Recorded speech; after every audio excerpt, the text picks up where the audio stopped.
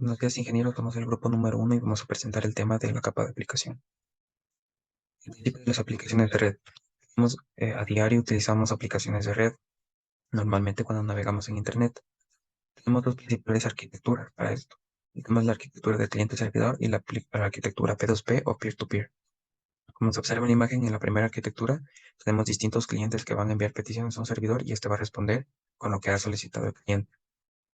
En la arquitectura P2P no es así. Conectamos distintos hosts entre sí sin necesidad de un servidor que intercepte el paso.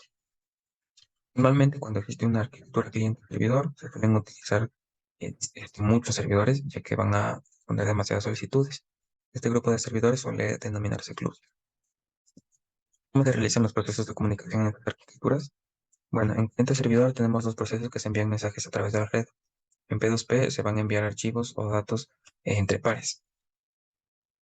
En la arquitectura P2P nos permite ahorrarnos el gasto de infraestructura en servidores. En cliente-servidor, el ejemplo más claro es un navegador web que accede a una página web, ya que solicita un recurso al servidor y éste le responde con el recurso solicitado. En P2P, los procesos pueden subir y descargar archivos. Entonces, en ambas arquitecturas tenemos procesos de cliente y procesos de servidor. Aunque en P2P no exista, se suele denominar al proceso que realice la petición, se le denomina cliente, y el proceso que responda se le denomina servidor, aunque realmente no estén actuando servidores. Utilizamos sockets para la conexión. Los sockets son de las partes más importantes. Para que se entienda, podríamos determinar un proceso como una casa. La casa sería el socket, más de lo que permita el envío de mensajes entre ambos procesos. Tenemos servicios de transporte disponibles para las aplicaciones. Estos servicios pueden ser implementados en nuestras aplicaciones de red. Tenemos la transferencia de datos fiables. Puede suceder que al enviar un mensaje, los paquetes desborden el buffer y pierdan datos. Esto lo que va a generar es que lleguen los datos incompletos o corruptos. Obviamente, esto normalmente no debería suceder, aunque existen aplicaciones donde que lleguen datos incompletos no es un mayor error, como por ejemplo las aplicaciones multimedia. Pero en general siempre se recomienda implementar este servicio. Las aplicaciones que pueden tolerar una pérdida, por así decirlo, se denominan aplicaciones tolerantes a pérdidas. Un ancho de banda. Las aplicaciones de transferencia.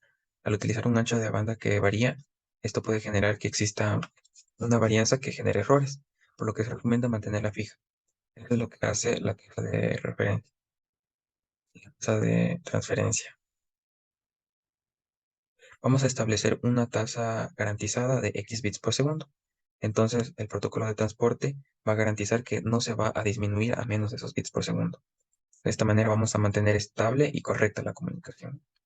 La temporización garantiza la llegada del mensaje en un tiempo determinado. Esto es muy utilizado en lo que son aplicaciones de tiempo real, donde el tiempo de respuesta tiene que ser demasiado corto.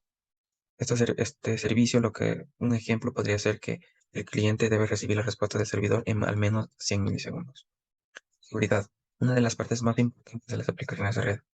Este servicio lo que hace es encriptar la información enviada.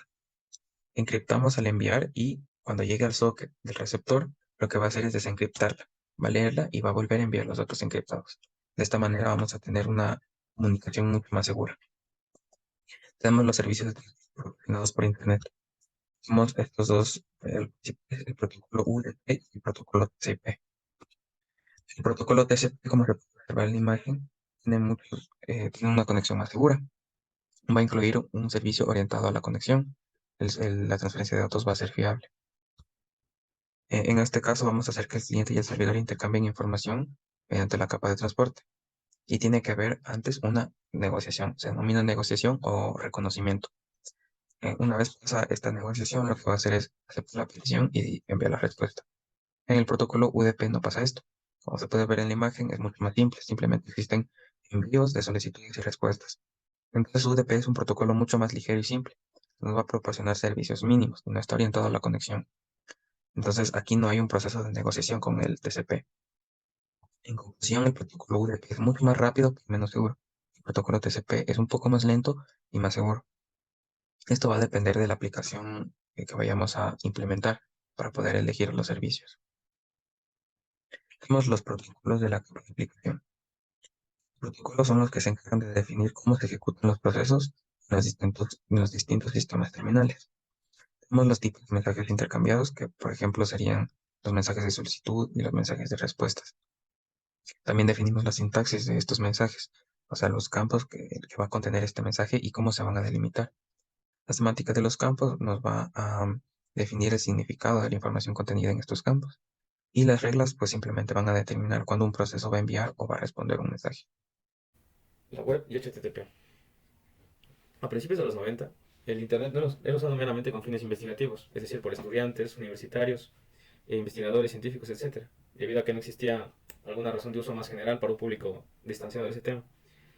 Pero todo esto cambió con el surgimiento de la World Wide Web, la cual permitió o ofreció una cantidad de información inmensurable a un público mucho más general, sin necesidad de que estos estén especializados en informática. Esto hizo que, a partir de ese momento y hasta la actualidad, el Internet sea la red de datos más importante que existe. Bien. Algo muy importante recalcar es que la web va muy relacionada con HTTP, con el protocolo HTTP. Y este es, como ya dije, un protocolo el cual define la forma en cómo se solicitan páginas web y cómo estas son transferidas. Por lo mismo, o para que sea más fácil de entender, podemos verlo de esta forma. Al momento de realizar una petición a una página web, existen dos principales programas, el programa cliente y el programa servidor. El programa cliente se encarga de solicitar un archivo o bueno, una página al servidor. El servidor ve que están solicitando esta página y la devuelve. Pero todo este proceso de indicar que el cliente indique que quiere tal cosa, que el servidor la reciba y diga quiere esta tal cosa, te la devuelvo, se hace mediante el protocolo HTTP, se puede decir que esta comunicación, este envío de mensajes, recibo y envío de respuesta, está estructurada por dicho protocolo. Es decir, que por ejemplo, el cliente, que puede ser un navegador, solicita al servidor. Para esto lo que hace es enviar un mensaje HTTP, con el cual tiene una estructura que veremos más adelante, al servidor. El servidor la recibe, ve los datos, interpreta los datos, obtiene por ejemplo la información que se solicita, la pone en otro mensaje de respuesta HTTP y la envía nuevamente al cliente para que el cliente la interprete y bueno, la muestre en el computador, etc. Antes de continuar, podemos recalcar, o es muy importante mencionar, que una página web está compuesta principalmente por una serie de componentes. El primero de todos y el más básico en la actualidad, o el fundamental mejor dicho, es un archivo HTML, el cual es la vista principal de toda la página. Y aparte contiene diferentes otros elementos, ya sea una imagen JPG, un video MP4, etc.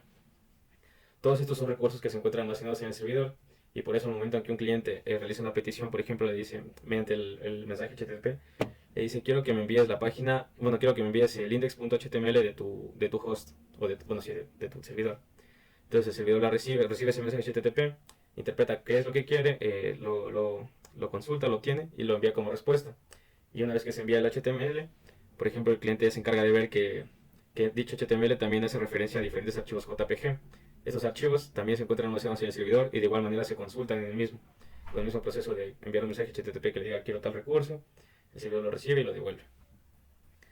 Cuando un usuario solicita una página web, por ejemplo haciendo clic en un hipervínculo, el navegador envía al servidor mensajes de solicitud HTTP para los objetos contenidos en la página. El servidor recibe las solicitudes y responde con mensajes de respuesta HTTP que contienen los objetos. Bien, como ya mencioné, también quiero recalcar que en este proceso existe un concepto muy importante que son los sockets, los cuales podemos verlo como una puerta, la cual le permite, por ejemplo, al servidor mediante ese socket conectarse al protocolo por el cual se enviará el mensaje HTTP. Y de igual forma el servidor también tiene un socket mediante el cual recibe el mensaje enviado por el cliente y por el cual también envía la respuesta que se le dará al cliente. Por ejemplo, en esta imagen podemos ver que tomando en cuenta esta computadora, digamos que le solicita al servidor que quiere que le pase una imagen X. Aquí en este socket es donde la computadora se conecta con el socket, con la puerta. La puerta se encarga de conectarse con el protocolo TCP, que es de otra capa. Y bueno, el TCP ya se encarga de direccionar este mensaje o este paquete hacia el socket del servidor, que de igual forma lo recibe, luego se lo envía al servidor, el servidor lo interpreta, devuelve la respuesta por el socket lo envía nuevamente al protocolo TCP y es enviado nuevamente al socket del cliente. Cabe recalcar que un servidor HTTP no mantiene información acerca de los clientes, por lo mismo se conoce como protocolo sin memoria del estado. Esto quiere decir que, por ejemplo, la información de qué páginas accedió, qué clics hizo, etc., no se guarda, HTTP no lo guarda automáticamente o no lo guarda directamente, Esto se hace mediante otra función que veremos más adelante. Conexiones persistentes y no persistentes. Bien. En muchas aplicaciones de Internet, el cliente y el servidor están comunicados durante un periodo de tiempo amplio. En este periodo de tiempo se encargan de intercalar mensajes, como ya he mencionado, de solicitud, respuesta, solicitud, respuesta. Y bien, cabe recalcar que si esta comunicación o esta interacción es mediante el protocolo TCP, el desarrollador tiene que plantearse una pregunta muy importante respecto a esto. Y es que si debería cada par solicitud-respuesta enviarse a través de una conexión TCP separada o deberían enviarse todas las solicitudes y sus correspondientes respuestas a través de la misma conexión. Esta cuestión se conoce como, o las respuestas, las alternativas a esta cuestión se conocen como conexiones persistentes y no persistentes. La primera, es decir, que cada par solicitud-respuesta debería enviarse a través de una conexión TCP separada, se conoce como conexión no persistente. Y como podemos ver en la imagen de la izquierda, consiste en que, por ejemplo, yo establezco una conexión con el servidor, le envío una solicitud, el servidor me interpreta la solicitud, me devuelve la respuesta, y una vez que tengo la respuesta, le indico que ya he recibido lo que es la solicitud, bueno, la información que decía, y por lo tanto terminemos esta conexión TCP. Pero ahora, por ejemplo, si la información que yo solicité era un HTML y ese HTML tenía imágenes, es decir, que necesito que me dé más datos, lo que voy a tener que hacer es abrir otra conexión. Entonces abrimos nuevamente una conexión, le envío la solicitud, la interpreta la solicitud, me envía la respuesta y nuevamente cerramos la conexión. Y por ejemplo, si este HTML que solicité al principio tiene unas 10 imágenes, entonces yo tengo que abrir y cerrar 10 conexiones TCP con el servidor. En esto consiste la conexión no persistente. Por otro lado, la conexión persistente, que como ya pueden imaginarse, consiste simplemente en que todos los archivos que yo solicite al servidor van a ser enviados por la misma conexión TCP. Por ejemplo, retomando el ejemplo del index, va del HTML y sus 10 imágenes. Entonces, por ejemplo, le digo que primero le establezco la conexión, le digo que me dé el HTML, me lo devuelve. Mi navegador interpreta que este HTML tiene imágenes las cuales también tengo que solicitar. Y como pueden ver, ya no cierro la conexión, sino que directamente aprovechando la conexión que ya tengo, le solicito nuevamente las imágenes y así me las va devolviendo poco a poco. Es decir, que si solicité 10 imágenes, estas 10 se van a enviar por una sola conexión, a diferencia de la conexión persistente que ocupé de 10 conexiones. Formato de los mensajes HTTP.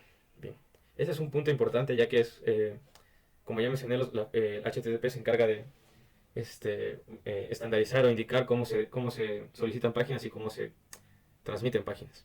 Entonces, por ejemplo, aquí tenemos un ejemplo de lo que es, bueno, la estructura general de lo que es un mensaje de solicitud HTTP. Podemos ver que conforma cuatro partes.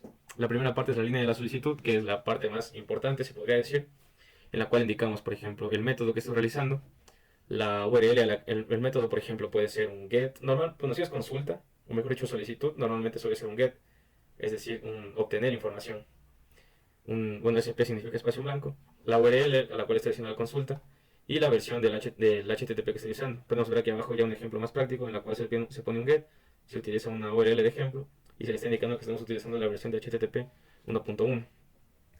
Después tenemos las líneas de cabecera, que estas líneas se puede decir que son como subatributos de la consulta. Por ejemplo, aquí le estoy indicando, en el ejemplo de aquí, le estoy indicando que el host al cual voy a hacer la consulta va a ser este URL, que la conexión va a ser cerrada, es decir, que una vez que me devuelva lo que solicité, me cierra la conexión. Y el user agent, que en otras palabras es el navegador, le indico qué navegador estoy usando. Y hay otra cabecera, que es por ejemplo el lenguaje aceptado, en la cual estoy diciendo, por ejemplo, que mi lenguaje de preferencia, como en este caso está francés, le estoy diciendo que si existe el archivo en francés, que me retorne ese primero, o que me retorne ese, pero si no, que me retorne por defecto. Después aquí un salto de línea, y finalmente el cuerpo de identidad, el cual en caso de, por ejemplo, un post, que es postear o subir información a ese servidor, normalmente no suele retornar nada, ya que no estamos solicitando nada. Pero por ejemplo en un get, o en una respuesta, lo que me devuelve, bueno, mejor dicho, en el caso de esta imagen, en el caso de esta estructura que es de solicitud, el cuerpo suele estar vacío, ya que estoy enviándolo al servidor. Por lo tanto, no tengo nada que retornar. Pero por el otro lado, en la parte de la estructura de un mensaje de respuesta, vemos que es bastante parecida, es decir, que bueno, en este caso la línea de estado me indica la versión del HTTP que estoy usando, el código de estado, el cual, bueno, los códigos de estado es algo que veremos un poco más adelante, pero sirve para indicar que si las solicitudes que realizamos son correctas o no, y la frase que representa el estado. Las cabeceras, que en este caso son un poco diferentes, ya por ejemplo la conexión sí está igual, la fecha en la que se realizó la consulta, el servidor en el que se realizó la consulta, la última vez que se modificó el archivo, la longitud del contenido y el tipo de contenido. En este caso, por ejemplo, podemos ver que HTML. Pero aquí la diferencia radica en cuerpo de entidad, que vemos que en este caso se representa con datos, pero quiere decir que en este caso sí me está retornando algún valor dentro, que normalmente suele ser, por ejemplo, el HTML o la imagen, etc. Códigos HTTP, esto es lo que mencionaba anteriormente. De forma rápida podemos ver que las respuestas, bueno, que los códigos que se refieren a las respuestas informativas van desde el 100 al 199, las respuestas satisfactorias van del 200 al 299, las redirecciones de 300 a 399, errores de cliente de 400 a 499 y errores de servidor a 500 a 599. Interacción usuario-servidor cookies. Esto es lo que mencioné al principio, de que HTTP normalmente no guarda información del usuario, pero para eso existen diferentes herramientas como son las cookies, las cuales permiten seguir la pista o el rastro de los usuarios. ¿Cómo funciona esto? Bien, normalmente lo que, por ejemplo, lo que se hace por ejemplo, en un sitio web de ventas es al momento de que yo ingreso a dicho sitio web, vemos que, bueno, por ejemplo, al momento de entrar, lo que hace el servidor es asignarme una cookie, es decir, un código. Por ejemplo, me asigna un ID. Bueno, podemos tomar el ejemplo de aquí. Podemos ver que en este caso nuestro host cliente ya tiene una cookie registrada en su navegador, que es en este caso de la página web eBay. Vemos que hace una solicitud al host servidor. Y entonces en este momento el servidor lo que hace es crear el ID para el usuario, que en este caso es su cookie, y la almacena en la base de datos. Esta cookie se envía como cabecera en la respuesta que se está retornando al cliente. Y el navegador lo que hace es almacenar esta cookie bueno, en su configuración de cookies dentro del navegador. ¿Esto qué quiere decir? Que ahora en adelante las consultas que haga el usuario a este servidor siempre va a enviar de cabecera una cookie para que esto permita que el usuario guarde la información guarde la información que está realizando el usuario que tiene esta cookie sin necesidad de registrarse. Por ejemplo, si el cliente volviera a entrar una semana más tarde, vemos que sigue teniendo la misma cookie, entonces el servidor lo puede identificar y puede seguirle el rastro. Almacenamiento en caché web. Bien, este caché web también se lo conoce como servidor proxy y simplemente se puede interpretar como un servidor extra que se encarga de satisfacer solicitudes HTTP en nombre de otro servidor. Por ejemplo, este, bueno, mejor dicho, veámoslo de esta forma. Eh, tenemos, por ejemplo, un cliente, como vemos en la imagen, un servidor proxy y un servidor de origen. En este caso, lo que el cliente hace al existir un servidor proxy es consultarlo directamente a este, ya que normalmente es mucho más veloz y eficiente realizar las consultas directamente en este. Y entonces lo que pasa es que, por ejemplo, yo quiero que, bueno, el cliente solicita una imagen.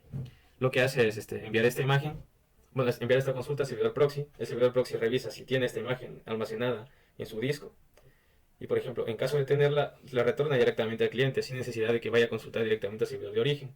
Pero en caso de no tenerla, simplemente lo que hace es el servidor proxy ahora actúa como cliente y lo que hace es consultar al servidor de origen dicha imagen para que le retorne, almacene una copia de esta imagen en su servidor y le retorna la imagen al cliente. Todo esto lo que hace es volver muchísimo más eficiente las consultas e incluso reduce el tráfico de usuarios.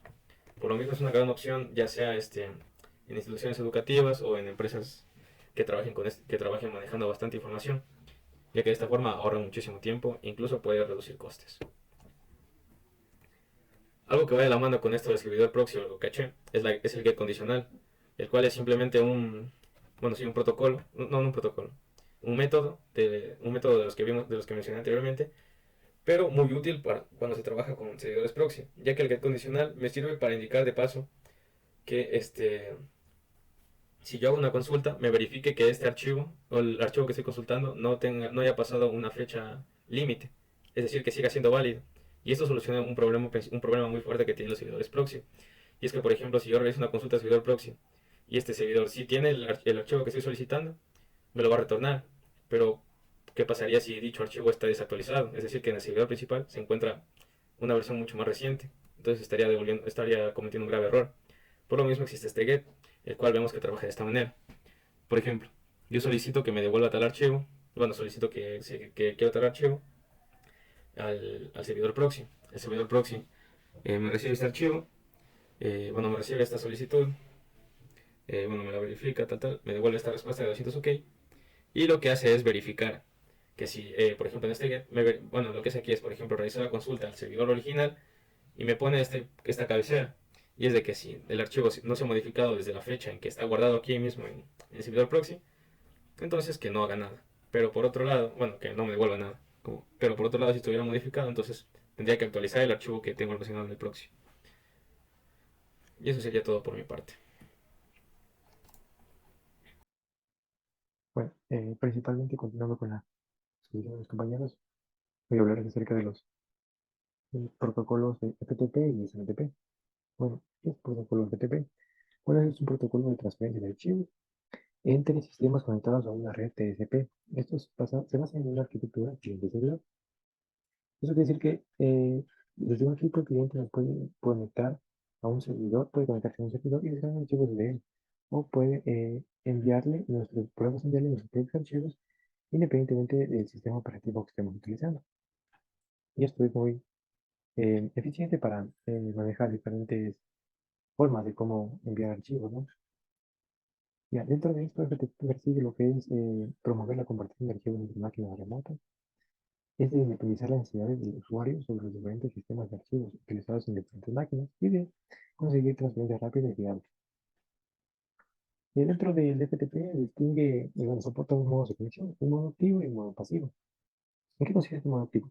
Bueno, este modo activo consiste que un cliente FTP comienza una conexión desde un puerto de control aleatorio P con destino al puerto 21, desde el servidor, en el cual el siguiente paso es que el servidor responde al puerto de control y el servidor indica entonces la conexión del canal de datos, esto a partir del puerto 20 para el servidor y el puerto 21 para el lado del cliente. Y entonces finalmente el cliente responde desde el puerto de datos estableciendo así la conexión. Ahora, vamos al modo pasivo. El modo pasivo, aquí también el cliente comienza la conexión desde un puerto de control aleatorio con destino al puerto 21 del servidor. Luego aquí el servidor responde al puerto de control, desde el puerto de control. En tercer paso, el cliente vuelta inicia el canal de datos desde el puerto P1, desde el 21 hasta el puerto Q del servidor. Es decir, él inicia también la conexión con el servidor y el envío. Y el cuarto, el servidor responde desde el puerto de datos estableciendo así la conexión. Es decir, tenemos que cuando es un modo activo, el cliente solo envía el protocolo de conexión y el servidor ya le responde con los datos que se requieren. En cambio, en modo pasivo, el cliente es quien inicia la conexión y da la apertura también para la conexión por parte del servidor y así se puede crear el, el servicio FTP. Ya, dentro de esto también tenemos el tipo de archivo. En FTP pues se agrupan en dos tipos, el archivo ASCII y el archivo binario. El archivo ASCII maneja archivo de texto plano y el archivo binario pues son todos los archivos que no son de texto, por ejemplo, ejecutables, exe en Windows, SSH en Linux, imágenes, videos. Su funcionamiento, como vimos antes, tenemos dos tipos de usuarios. Un usuario que hace una petición a un servidor, esto para establecer una conexión con FTP, y otro usuario para poder descargar ese archivo y subir otro archivo diferente donde utiliza para la transferencia de datos el FTP el puerto 20 y para la transferencia de órdenes el puerto 21.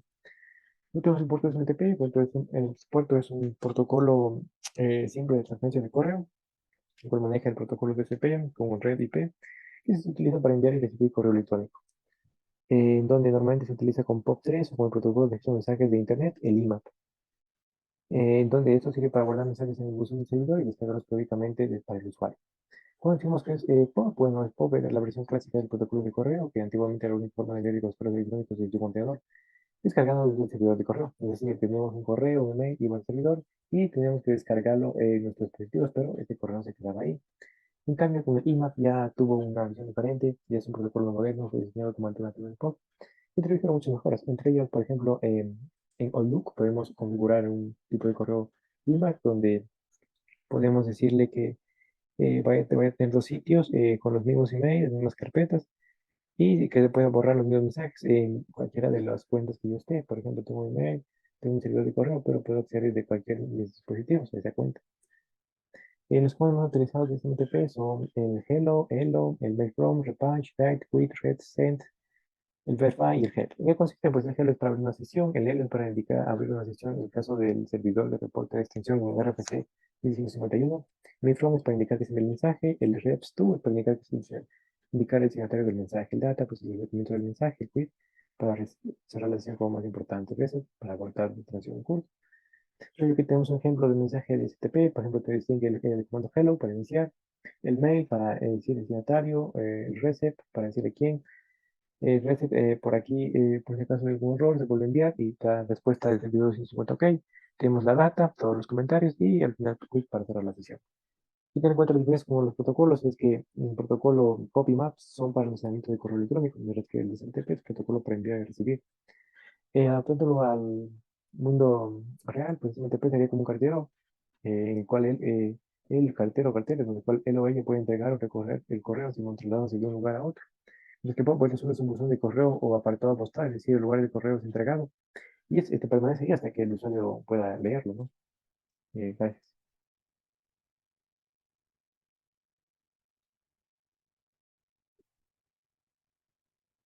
Bueno, por mi parte, a mí me ha tocado exponer lo que es el DNS. Básicamente, el DNS es un servicio de directorio de Internet, que podemos también decir que es como una base de datos distribuida implementada en una jerarquía de servidores DNS a las cuales el cliente puede hacer peticiones para buscar direcciones, ¿sí? O lo que es lo mismo, en otras palabras, información almacenada en diferentes servidores de una manera ordenada, con base de datos, o sea, con sus propias bases de datos, que hace a modo de una guía telefónica donde tú puedes buscar por apellidos y nombres y encontrarás un teléfono. Es lo mismo acá, que encontrarás direcciones IP y qué otra información. Pero, ¿y esto por qué? O sea, ¿por qué el uso de DNS? Resulta que el DNS es una forma para identificar a una máquina conectada a Internet, ya que es muy complicado que una persona memorice una IP para acceder a un sitio. Entonces, eso. Por otro lado, tenemos los servicios proporcionados por DNS. DNS ofrece un servicio de almacenamiento y consulta de información. La información se guarda, como ya dije antes, en una base de datos distribuida entre múltiples equipos y la indexa según un esquema de nombres jerárquico. A los servidores de nombres se les puede realizar preguntas y para ello se usan los programas que dialogan con los servidores en base a ciertos protocolos, ciertas reglas de DNS que tienen que seguir. El DNS puede almacenar varios tipos de información sobre cada uno, sobre cada nombre de dominio, y por ello se puede utilizar para diferentes propósitos.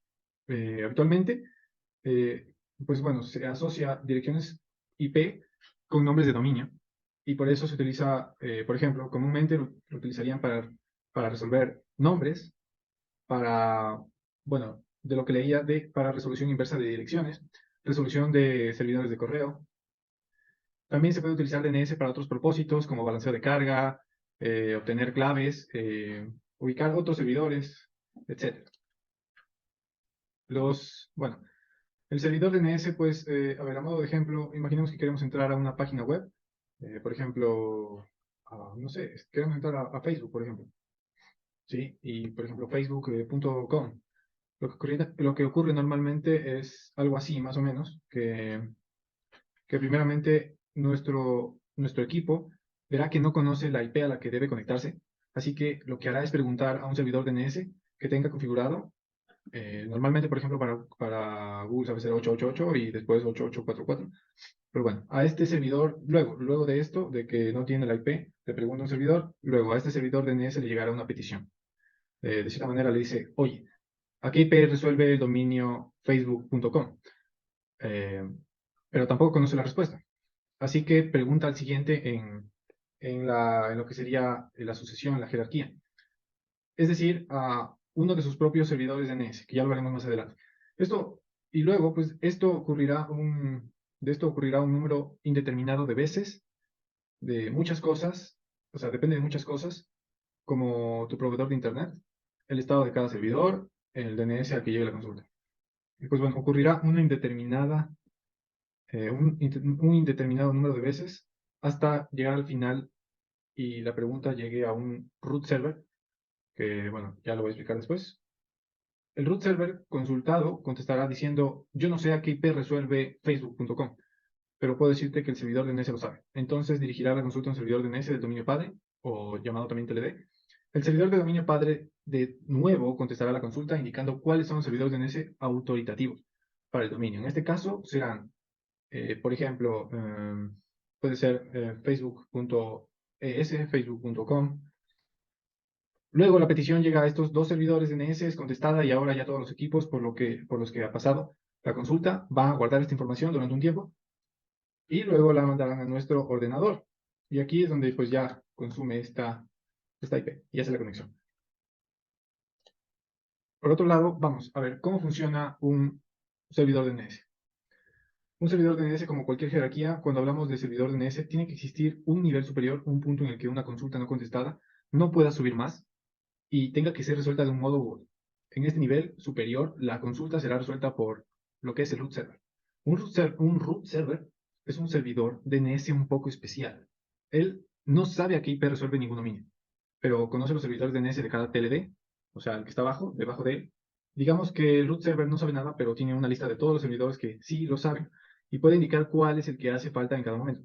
Y bueno, existen 13 root servers en todo el mundo operados y mantenidos por 12 organizaciones independientes.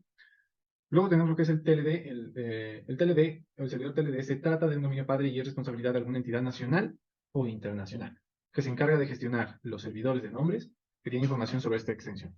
Por ejemplo, los dominios .es son responsabilidad de la NIC, los .com son responsabilidad de VeriSign, y así. Del mismo modo que un root server, los servidores DNS de los servidores TLD no conocen la IP a la que resuelven ningún dominio, pero saben cuáles son los DNS autoritativos, como vemos aquí abajo, de cada dominio bajo su jurisdicción o bajo su tutela o debajo de él. Luego, algo importante que tenemos que tener en cuenta es la caché DNS, que pues si ahora yo pregunto a qué IP resuelve un dominio X, ya me contestan, y después de 5 minutos alguien más vuelve a preguntar, ¿y qué posibilidades hay de que esa respuesta haya cambiado? Pues no muy pocas. Entonces es un poco absurdo tener que repetir todo el proceso, gastar tiempo de máquina, etcétera, consultando, explicando, o sea, ya lo he explicado antes. Por lo tanto, existe lo que es la caché DNS para guardar temporalmente esta información para hacer de vuelta de una manera mucho más rápida. Ok, tenemos también lo que son los componentes, que básicamente un cliente DNS se ejecuta en la computadora del usuario, ¿sí? Y genera peticiones DNS a un servidor. Por otro lado, los servidores DNS que contestan las peticiones de los clientes, y estos resuelven dos tipos de consulta. Una que es iterativa y otra recursiva. La recursiva no es más que la que un cliente solicita a un servidor local para que obtenga por sí mismo la respuesta. Y las iterativas son las que se hacen peticiones a los tres tipos de servidores y retornan al local y el local al cliente. Justamente son iterativas porque son devueltas directamente al server local. Ok, un servidor DNS proporciona lo que es una resolución de nombres, ¿sí? Mediante lo que se denomina, por aquí lo tengo, BIND, que es el Berkeley Internet Domain Name, o bueno, demonio de nombres, que a menudo también le llaman Namer, ¿sí? Que fue desarrollado por algunos estudiantes de California. Bueno, el servidor DNS almacena diferentes tipos de registros de recursos utilizados para resolver nombres. Estos registros contienen el nombre, la dirección y el tipo de registro. Algunos de ellos, pues tenemos A, NS, C, Name, MX. A, por ejemplo, una dirección de dispositivo final. NS, pues viene a ser un servidor de nombre autoritativo. C, Name, el nombre canónico, de cierta manera, para un alias. Se utiliza cuando varios servicios tienen una dirección de red única. El MX es un registro de intercambio de correos. Y cuando un cliente realiza una consulta, el proceso BIN del servidor observa primero sus propios registros para resolver el nombre. Si no puede resolverlo con los registros almacenados, contacta a los otros servidores para hacerlo. ¿Vale? Y aquí tenemos algo. DNS utiliza el mismo formato de mensaje para todo tipo de consultas de clientes y respuestas de servidores, mensajes de errores, transferencia de información de registros de recursos entre servidores. Y pues bueno, aquí de cierta manera pues vamos a tener lo que es encabezado, pregunta, respuesta, autoridad y adicional. Entiéndase pues el encabezado, la pregunta para el servidor de nombres, la respuesta, registros de recursos que responden a la pregunta, y autoridad, registros de recursos que apuntan a una autoridad. Adicionalmente, registros de recursos que poseen información adicional. Vamos a ver ahora lo que es el peer-to-peer, ¿sí? Peer-to-peer o entre iguales o persona a persona. Bueno, son una nueva forma de conectar a la gente. Se utilizan a menudo para compartir archivos, música y otros contenidos digitales. Se trata de una red o un tipo de redes descentralizadas, formados por dos o más personas con equipos de computación alineados dentro de un mismo protocolo de comunicación. Su objetivo principal es compartir información de cualquier naturaleza sin la necesidad de tener que pasar por un servidor o un punto central. O sea, básicamente solo pasan entre computadoras conectadas en esa red. Características que tenemos, pues bueno, estabilidad de la red, arquitectura descentralizada, robustez de la red. La robustez, al ser descentralizada, si se producen fallos en algunos de los nodos de la red, esto no tiene repercusiones en el resto de los nodos. Es descentralizado. ¿Ok? Pues la descentralización se refiere a que son redes entre nodos iguales, por lo que son descentralizadas, como por ejemplo O sea, tal vez para que más o menos se relacione lo que era el Bitcoin con con la blockchain. Bueno, la repartición, a ver, también tenemos lo que es la reducción de costes, que básicamente reparte los costes entre todos los usuarios conectados. Existe un intercambio constante de información, se comparte información a cambio de información entre los nodos. También tenemos otra característica que es el anonimato, confidencialidad y privacidad. A esto se refiere que estas redes siempre funcionan en anónimo, o sea, los usuarios van a ser de cierta manera anónimos, pero sí existe cierta vulnerabilidad que lo voy a tocar más adelante. Y también lo que es seguridad y control de acceso y uso. Distribución de archivos P2P. Una estadística que revisé que dice que aproximadamente desde 2004 la amenaza de robo de identidad en P2P se había vuelto frecuente y en 2018 hubo otra revelación inadvertida de grandes cantidades de información personal, pues como ya dije, en P2P. Así que, bueno. También, por otro lado, son los derechos de autor. El acto de compartir archivos no es ilegal, pero en las redes peer-to-peer también se puede utilizar o sea, se puede utilizar para fines legítimos. Los problemas legales en el intercambio de archivos implican una violación, ¿sí? Violación de leyes que van en contra de los derechos del autor. Perdón, o sea, de las leyes que apoyan al autor, pero, o sea, estamos yendo en contra de estas leyes. Se supone que la mayoría de las discusiones sobre la legalidad de compartir archivos se refiere únicamente al material protegido por derechos de autor y así, pues, muchos países tienen excepción de uso justo que permite el uso limitado de material protegido por derechos de autor sin obtener el permiso de los titulares de los derechos. ¿Sí? Es un problema muy grande. Tenemos por otro lado lo que es las tipologías de la red P2P. Por un lado tenemos la red centralizada, que este tipo de red P2P se basa en una arquitectura monolítica en la que todas las transacciones se hacen a través de un único servidor, como lo podemos ver ahí, un único servidor, un único punto, le enlace entre todos los nodos y pues almacena y distribuye los nodos donde se almacenan los contenidos. Esto es una red centralizada normal, que pues ese centro es un servidor normalmente. También tenemos las redes P2P o sea, que hacen a la vez de híbridas o mixtas. En este tipo de red se puede observar la interacción entre un usuario central, que sirve como lo que ya vimos en clases anteriores, con Pocket Tracer, lo que es como un hub, que administra los recursos de banda ancha, enrutamiento, comunicación entre nodos, pero sin saber la identidad de cada nodo y sin almacenar la información de nada, por lo que el servidor no comparte archivos de ningún tipo. Entonces, está bien. También tenemos las redes P2P puras o totalmente descentralizadas, que es esta del centro. Básicamente, que es bueno, las redes descentralizadas son las más comunes, o las P2P, siendo las más versátiles al no requerir un gestionamiento central de ningún tipo. Y esto, pues, es así, lo que permite una reducción de la necesidad de usar un servicio central, por lo que se opta por los mismos usuarios como nodos de estas conexiones y también como almacenadores de esa información. El modelo P2P como negocio, pues bueno, es una forma de ganar dinero ahora en la era digital. Este modelo también se conoce como transacciones de persona a persona. Esto se debe a que pues, permite conectar directamente clientes y proveedores sin pasar por un tercero. Como consecuencia, puede eliminar todos los costes asociados a los modelos de negocio tradicionales, como publicidad, distribución, por lo que supone muchos más beneficios para todos los implicados. El peer-to-peer es un modelo de negocio que permite a los individuos conectarse directamente a empresas, individuos, a otros, ¿no? Sin necesidad de recurrir a un tercero. Esto elimina la necesidad de bancos, instituciones públicas, etcétera, que pues hacen de intermediarios. El modelo P2P ya está desde hace mucho tiempo y está ganando, ya pues ha venido ganando popularidad y ya se hace dinero, la verdad. Y hay algunas que otras cosas que se está haciendo. Por otro lado, tenemos lo que es las tablas hash distribuidas, que pues primeramente una tabla hash es un tipo de mapa y los mapas son estructuras asociativas. ¿Qué es una estructura asociativa? La estructura asociativa básicamente es una serie de elementos que se relacionan por algo en común. Almacena pares de lo que es clave-valor y permite consultar el valor asociado a una clave en los datos que se almacenan de forma distribuida en una serie de nodos. Y así, de esta manera, proveen un servicio eficiente de búsqueda que permite encontrar el valor asociado a esta clave anterior. ¿Cuál es su estructura? La estructura de una tabla hash distribuida puede ser descompuesta en una gran cantidad de componentes. La base es un espacio de claves abstracto. Un esquema de particionamiento de espacios claves divide entre los nodos este espacio de claves. Y bueno, esto es lo que, bueno, por mi parte.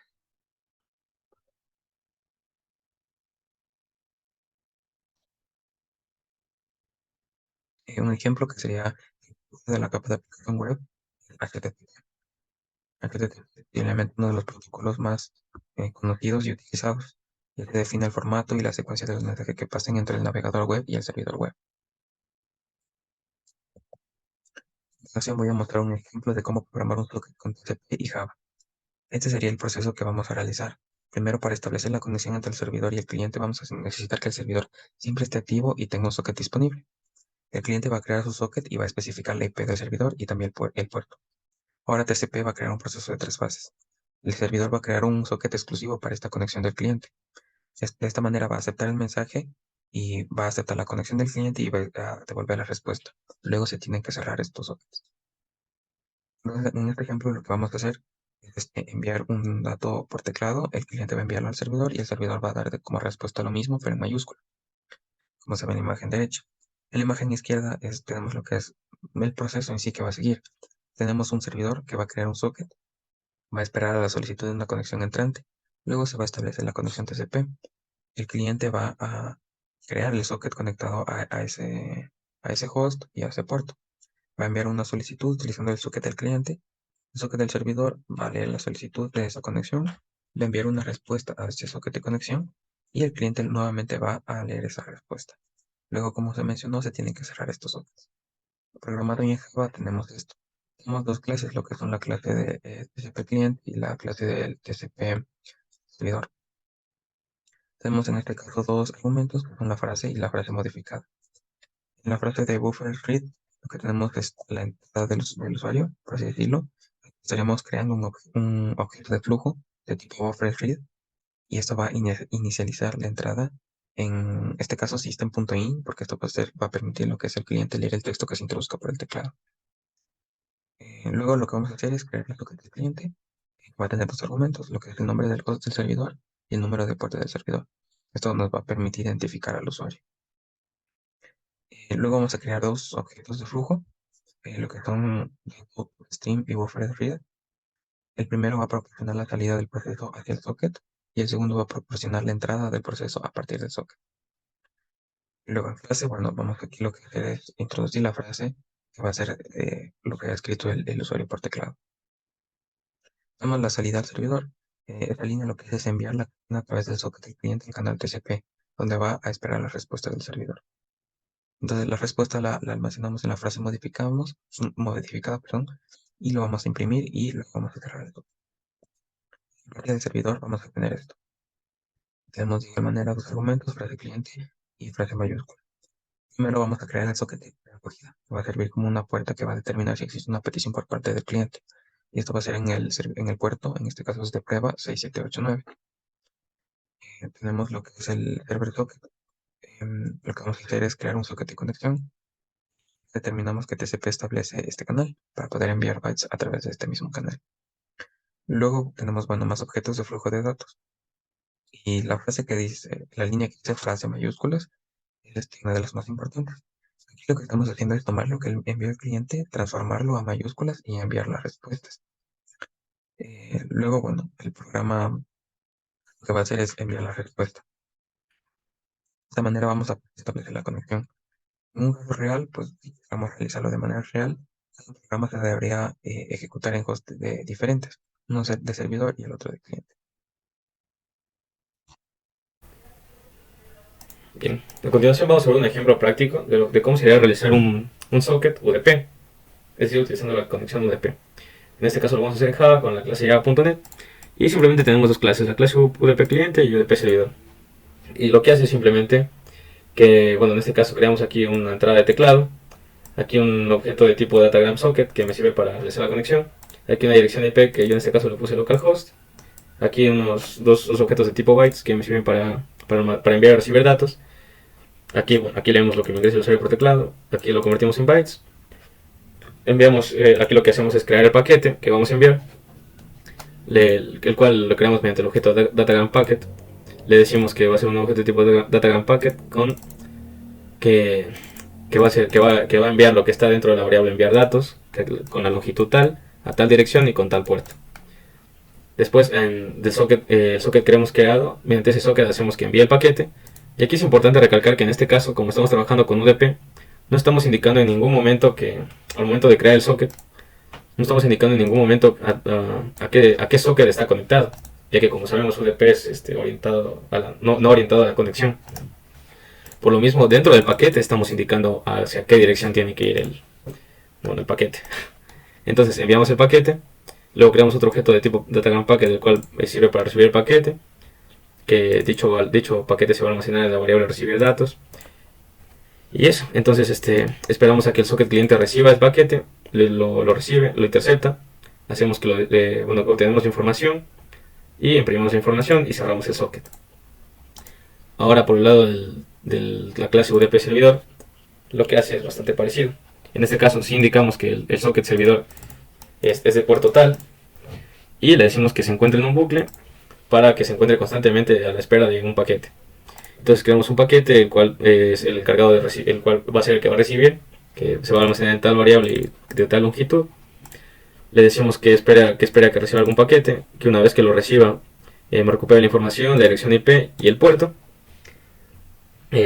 Convertimos en este caso la entrada de texto que envió el usuario, la convertimos a mayúsculas y luego lo que hacemos es crear otro paquete mediante el cual vamos a enviar lo que hemos hecho. Entonces creamos otro paquete, ponemos la información ya en mayúsculas, lo que nos usuario ya en mayúsculas, la longitud del mismo, la dirección a la que vamos a enviar y mediante cuál puerto.